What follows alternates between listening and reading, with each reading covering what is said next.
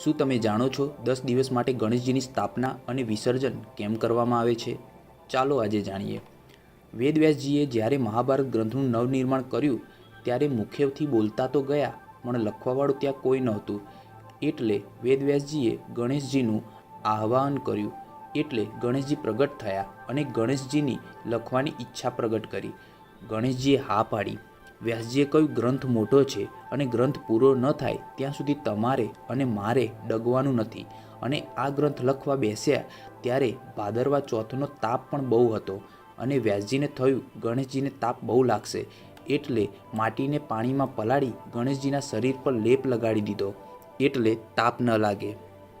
વ્યાસજી બોલવા લાગ્યા અને ગણેશજીએ શાહીનો ખડિયો અને મોરપીંછ લઈ લખવા લાગ્યા. તેમ દિવસ પછી દિવસ વીતતા ગયા. પૂરા 10 દિવસ પછી 14મો દિવસ આવ્યો. ત્યારે મહાભારત ગ્રંથ લખવાનું પૂરું થયું અને વ્યાસજીએ જોયું તો ગણેશજીના શરીર પર લગાવેલ માટી શરીર પર ચોંટી ગઈ હતી અને માટી ઉખડશે નહીં અને ગણેશજીના શરીરનું તાપમાન પણ વધી ગયું હતું.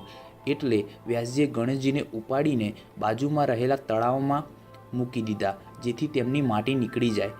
તેથી ત્યારથી આ પરંપરા ચાલી આવે છે અને આ પરંપરા પ્રમાણે 10 દિવસ માટે ગણેશજીની સ્થાપના અને વિસર્જન